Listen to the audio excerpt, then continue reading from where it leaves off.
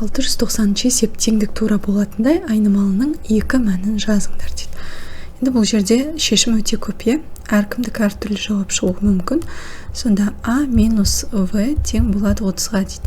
Яғни айырмасы 30-ға тең болатын А мен В тең таңдауымыз керек. Так, А тең Аның барын 30 үлкен қып таңдайым.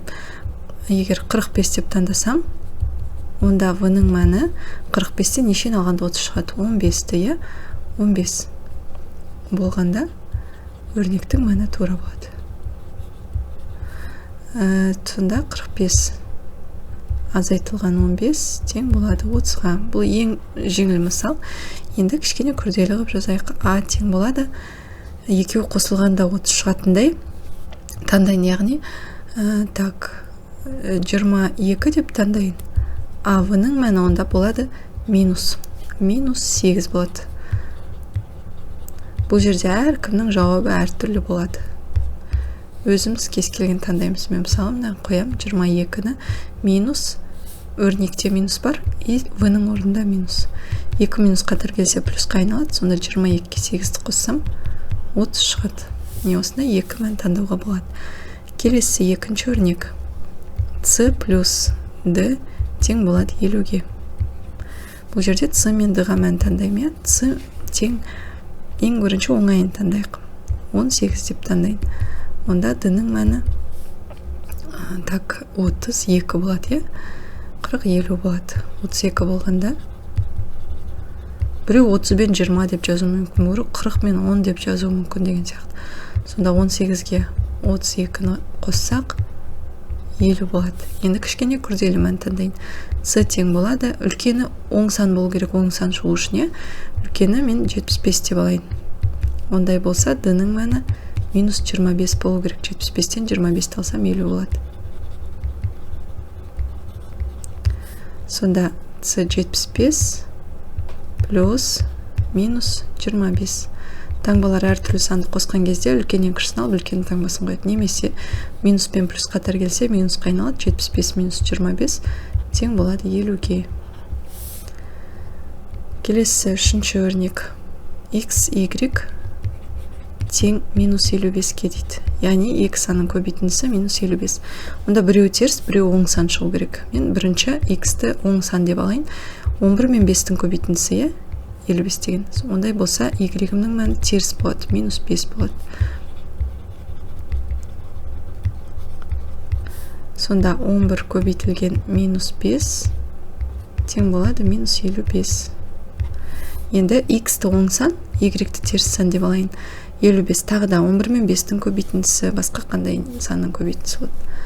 2-ге бөлсек, 5-тің ішінде 2 рет, 15-тің ішінде 7, 27,5. X-ім минус 27,5 болсын. Онда Y-ім 2-ге тең болады. Сонда минус 27,5-ті 2-ге көбейтсем, шығады минус 55. Келесі төртінші өрнек. X пен Y-тің айырмасы қосамыз 77 тең болады 0-ге дейді. Так. 0 шығу үшін X пен Y-тің айырмасы минус 77 бол керек. Минус 77 плюс 77 0 болады сонда. Ендеше айырмасы 77 шығатындай, минус 77 шығатындай X пен Y таңдайым. X-ті теріс санға балайын, минус 30 деп алайын. Онда Y-ім оң сан болады. Минус 30, 47 болу керек, 47. Сонда X-ның орнына минус 30-ті қоям, өрнекте минус бар, Y-ның мәні 47. Плюс 77, 2 теріс сан қоссаң теріс сан болады, минус 77 плюс 77 тең болады 0-ге. Енді тағы бір мән таңдайық, X тең болады. Енді X-тің мәні оң болып қалсын, X 20-ға тең болсын. Ондай болса, Y-тің мәні үлкен сан болу керек. Минустың таңбасы минус үлкен болу керек қой, минус 77 шығу үшін. Сонда мынаған қосам 97 болу керек. Екеуі де оң сан. Сонда қояйын 20 минус Y-тің орнында 97 плюс 77 97-тен 20-ны алсам 77 болады, үлкен таңбасы минус. Сонда минус 77 шығады, минус 77 плюс 77 0-ға тең. Келесі 5-ші өрнек. А бөлінген В азайтылған 5 тең болады 0-ге. Бұл жерде 5-тен 5-ті алсам 0-ге, ендеше А-мыз да 20, В-мыз 4 болғанда. Оң сан шығу керек. Сонда 20-ны 4-ке бөлгенде 5 шығады, 5-тен 5-ті азайтсам 0 шығады. Енді тағы бір кішкене қызықты мән алайық. Екеуі де теріс сан болса оң сан шығады, сонда екеуін де теріс қып алайын. Минус 40 деп алайын, В-ны минус 8 деп алайын. Сонда А-ның орнында минус 40, бөлінген В-ның орнында минус 8, минус плюс емес, минус 5. Минус 5 тең болады. Екі теріс санның бөлінісі оң сан болады, плюс 5 шығады, 5-тен 5-ті алсам 0. Енді соңғы 6-шы өрнек. 23 минус А көбейтілген В тең болады 15-ке. 23-тен нешені алсам 15 шығады. 23-тен 8-ді алсам да 15 шығады. Ондай болса А мен В-ның көбейтіндісі 8 болу керек. 8 болатындай таңдайым. А тең болады 2-ге, В тең болады 4, ең жеңілі. Сонда 23 минус 2 көбейтілген 4 тең болады 23-тен 8 алсам 15 болады. Енді кішкене екеуін де теріс сан қып алсам, тоже оң сан шығады. Екеуін де теріс сан қып алайын. 8 шығу керек дедік қой. 8 деген 8 мен 1-дің көбейтіндісі. Минус 1, В минус 8-ге тең болсын. Немесе 1 мен 8 деп тала беруге болады. Мен кішкене қызықты болсын деп екеуін теріс қып алдым. Сонда 23 минус 1 көбейтілген минус 8. Екі теріс санның көбейтіндісі оң сан плюс 8 болады. 23-тен 8-ді алсам 15 шығады. Осындай мысалдар келтіруге болады. Бұл жерде әркім өз мысалын жазу керек. 691-ші есеп. Берілген өрнек үшін А айнымалысының мүмкін болмайтын мәнін табыңдар дейді. Яғни А қандай мәнді қабылдай алмайды. Бірінші өрнек 333 бөлу А дейді. Бізде ереже бар, санды 0-ге бөлуге болмайды. Ондай болса А 0-ге тең емес. Жазамыз А тең емес 0-ға. Мүмкін болмайтын мәні 0. Келесі екіншіде 822 бөлу А плюс 4. Бұл жерде де ереже бар, санды 0-ге бөлуге болмайды. Ондай болса А тең емес 0-ге. Үшінші минус 12 бөлу А минус 12. Бұл жерде тағы да бөлгіш А болып тұр. Санды 0-ге бөлуге болмайды. Ондай болса А-ның орнына 0 болмайды деген сөз. Төртінші 20 бөлу жақша ішінде минус 5,4 плюс А. Бұл жерде де бөлу амалы санды 0-ге бөлуге болмайды. Яғни бөлгіш бізде өрнек түрінде берілген ғой. Минус 5,4 плюс А-ның мәні 0 болмау керек. Сол кезде 0 шығып кетсе, 20-ны 0-ге бөле алмаймыз. Ондай болса А-ның орнына нешені қоюға болмайды? Мынау плюс болып көшеді. А-ның орнына плюс 5,4-ті қоюға болмайды. Келесі 5-ші өрнек. Минус А плюс 18,9-дан 1. Бұл жерде біз санға қандай да бір санды қосуға болмайды деген ереже жоқ қой. Санды 0-ге бөлуге болмайды деген ереже бар. Түбір астында теріс сан болмайды деген ереже бар. Әзірше біз өткен сол ғана. Ондай болса, бұл жерде А-ның орнында кез келген сан болады. Кез келген санды қоса беруге болады. Сонда А кез келген сан.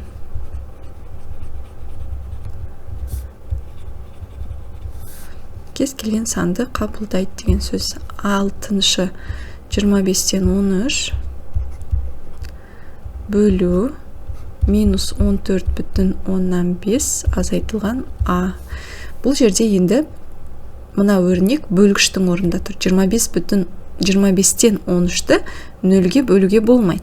Ондай болса, мына өрнектің 0 шығып кетпеу керек деген сөз. Минус 14,5 минус А тең емес 0-ға. Ендеше минус А тең емес, плюс болып көшеді 14,5-ке. Енді аны табатын болсақ 14,5-ті минус 1-ге бөліп жібереміз, сонда минус 14,5 болады.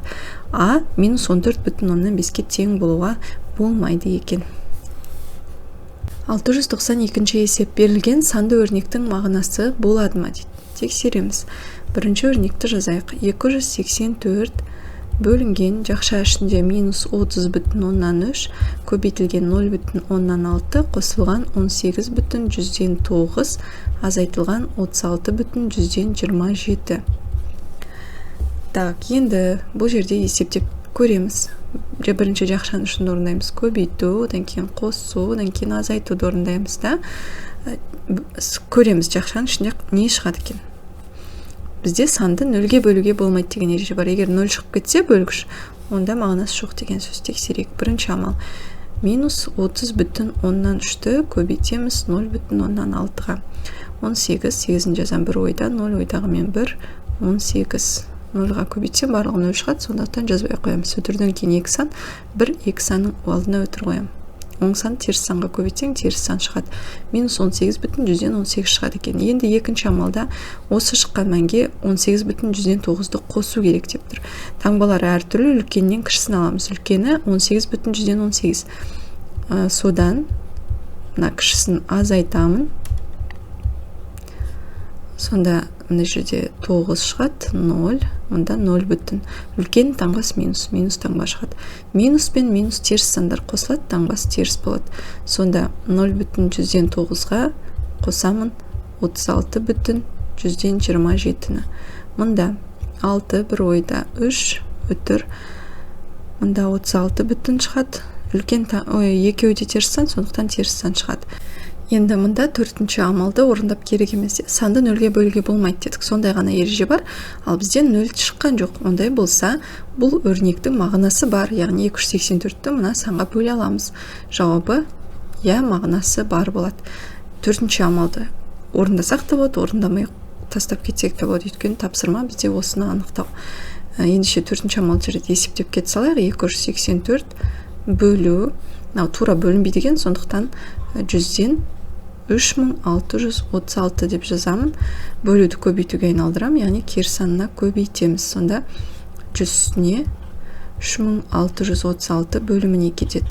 Бұл жерде 4-ке қысқартуға болады. 4-ке бөлсек, мұнда 25, мұнда 909 болады. 909.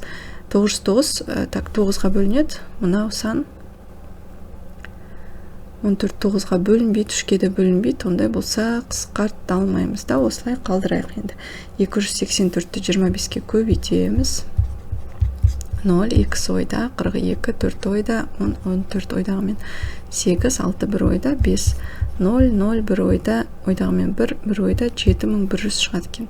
7100-ді енді бөлеміз 909-ға. 909-ға бөлсем, шамамен 8 бүтін жетпей қалады. 7 бүтіннен береміз да. 63 азайтамын. 7, мұнда 3, мұнда 0 қалды, 7, 737 қалдық болады екен. Сонда жауабы 7 бүтін 909-дан 737 шығады. Теріс мән. Өйткені бізде мынау минус болған. Міне минусты қойып қойдық. 7 бүтін 909-дан 737 деп жазамын жауабын. Есептеуді черновикке орындаймыз. Енді екіншісін көрейік. Екінші өрнекте бізде 36,9 бөлінген жақша ішінде 23,7 көбейтілген 7,8 азайтылған 312,9 қосылған 128,100-ден 4. Өрнектің мағынасы болады ма тексереміз. Ол үшін бөлгіші 0-ге тең болып кетпеу керек, сол кезде мағынасы болады. Бірінші амал көбейтеміз, азайтамыз, одан кейін қосамыз. 23,7-ні көбейтеміз 7,8-ге. 56 5 ойда, 24 ойдағымен 29 2 ойда. Күмнері шадас кетпеңдер, мен үлкен қып жазып кеттім да. Ойдағы мәндер. Так, 2 ойда дедік, мұнда 16 ойдағымен 18 болады. 7-ге көбейтем 49 4 ойда, 21-ге 4 қоссақ 25 2 ойда, 14 ойдағымен 16. 6, 8 бір ойда, 13 ойдағы мен 14 бір ойда, 7 ойдағы мен 8, мұнда бір өтірден кейін 2 сан, бір 2 санның алдына өтір қоям. Сонда 184 бүтін 186 шығады екен. Енді екінші амалда осыдан мынаны азайту керек. Бұл жерде үлкені 312 бүтін, сондықтан 312 бүтіннен азайтамыз. Таңбасы үлкенікі минус болады. 184 бүтін 186-ны азайту керек. Мұнда 0 болады. Мұндан 6-ны азайтсақ 4, 8 қалды 0, өтір. Мұнда 12-ден 4-ті азайтсақ 8, 0 бүтін қалды. Оннан 8-ті азайтсақ 2, мұнда 2 қалды, 1 бүтін түседі. 128 бүтін 104 таңбасы минус болады. Енді үшінші амал минус пен плюс екеуі бірдей. Сонда 128 бүтін 104-тен 128 бүтін 104-ті азайтсам 0 болады. Ал санды 0-ге бөлуге болмайды. Сондықтан да мағынасы бұның жоқ. Яғни арғарай есептей алмаймыз деген сөз. 693 есеп x тең болады минус 17,5 үшін алгебралық өрнектің мағынасы болады ма? Тексерек. Бірінші өрнекте 74,128 бөлінген жақша ішінде x плюс 17,5 көбейтілген 93,4. Бұл жерде бөлгіш 0-ға тең емес деген ереже бар. Ендеше x плюс 17,5 тең емес 0-ға болу керек. X тең емес, ондай болса, минус болып көшеді 17,5-ке. Бізге мына мәнге сонда мағынасы болмайды екен. Қоя алмаймыз, ол санды жоқ болады. Келесі екінші өрнекте 24,113 азайтылған 9,134 жақша ішінде бөлу жақша ішінде 17,5 минус x. Бөлгіш 0-ға тең емес, ендеше 17,5 минус x тең емес 0-ға. Ондай болса минус x тең емес, минус болып көшеді 17,5-ке. X тең емес, ендеше минус 1-ге бөл жереміз, сонда плюс 17,5-ке. Ал бізде минус 17,5. Ендеше 694 есеп z алгебралық өрнектің мәніне тең болса, z айнымалысының мәні мүмкін болмайтындай етіп өрнек жазыңдар дейді. Өрнекті өзім құрастырамыз. Ол үшін z-ті тауып алуымыз керек. Бірінші өрнекте минус 397 қосылған 410 көбейтілген 0,9. Алдымен көбейтуді орындаймын, астына есептеп алайын да. Бірінші амал 410-ды көбейтемін 0,9-ға. Бұл жерде 1 0 мұнан өтірді бір рет жылжытады, сонда 9 бұл қалады. 41 9-ға көбейте саламыз. 9 36 369-ға тең болады екен. Енді екінші амалда 369 минус 397 үлкен таңбасы минус, яғни минус шығады. 397-тен үлкенінен кішісін азайтамыз. Сонда 8, мұнда 8 қалды 2 түседі, минус 28-ге тең екен. Z тең минус 28-ге. Енді бізге Z минус 28-ге тең болмайтындай өрнек құрастыру керек. Сонда қандай өрнек құрастырсам болады? Мысалы, өтірік жаза береміз. Басын 25,2 қосылған 4 бөлу 28-ге тең болмайтындай, z плюс 28 дейік. Осындай өрнек құрастырдық. Енді бұл жерде бөлгіші z плюс 28 болып тұр ғой. Сонда z плюс 28 тең емес 0-ға, ендеше z тең емес минус 28-ге. Міне, z-тің мәніне тең емес өрнек құрастырдық. Екінші 789 азайтылған 1,151 көбейтілген 500 тең болады. Бірінші көбейту амалын орындаймыз. Енді мына жерде 1,151 көбейтілген 500, 2 0 өтірді 2 рет артқа жылжытады. Сонда 151 көбейту 5 болып қалады. Көбейтеміз, сонда 5, 25 5-ін жазамыз 2 ойда, 5 ойдағы мен 7, 755 шығады екен минус. 789-дан 755-ті азайтамыз екінші амалда. Мына өрнек әркімде әртүрлі болады. Тек бөлгіш жаңа z-тің орнына минус 28 қойылмайтындай мән таңдауымыз керек. Дәл сол сияқты қазір мынада да солай өрнек құрастырамыз, әркімдікі әртүрлі. 4, мұнда 3 мында 0, иә, сонда 34 шығады екен. Z-тің мәні 34-ке тең. Тауып алдық. Енді Z 34-ке тең болмайтындай өрнек құрастыруымыз керек. Алдын кез келген етіп жаза берсем болады да. Сонда 13 қосылған 7,5 тек кез келген сан қоя береміз. Мына жерде бөлу дейміз да. И 34 болмайтындай жасаймыз. Мына жерде минус 34 деп алам. Минус 34 плюс Z. Сонда бөлгіш минус 34 плюс Z тең емес 0-ға, яғни Z тең емес 34-ке деген сөз. Мен Z 34-ке тең емес болатындай өрнек құрастырдық. Мына өрнегіміз. Келесі үшінші. Бұл жерде 696,6 бөлінген 25,8 қосылған 72,8 бөлу 5,6 дейді. Так, бірінші бөлуді орындаймыз. Өтір бір рет жылыштам, мынада да жылыштам, сонда 6966 бөлу 258 болып қалады. Так, 696-ның ішінде 258 үштен бере алмаймын, 2-ден берсем болады да, 2-ден берем 16, 6-сын жазам бір ойда, 10 ойдағы мен 11, бір ойда 4 ойдағы мен 5. Аз айтамыз 0, 8, 180, келесі 6-ны түсіремін. Так, мұнаның ішінде енді шамамен 8, 7-ден де, 7-ден берек 56, 5 ойда, 35 ойдағы 5 пен 35 ойда 5, 40, 0 жазам 4 ойда, 14-ке 4 қоссақ 18. 0 қалдық 27 шығады екен. Екінші амалда мынаны бөлем. Өтірін бір рет жылыштам, мынаныкі да жылжиды, сонда 728 бөлу 56 болады. 72-ның ішінде бір рет бар, аз айтамын 56-ны. 6, 16, келесі 8 түсіремін. Мұнда енді 3 рет. 18, бір ойда, 15 ойдағы мен 16, 0 болады. 13 шықты. Енді үшінші амалда қосамыз екеуін 27-ге, қосамын 13-ті. 0, 4 ойдағы мен 4, яғни 40 болады. Z-тің мәні 40-қа тең екен. Енді 40-қа тең емес болатындай өрнек құрастыруым керек. Мұны жерде кез келген жаза берем де.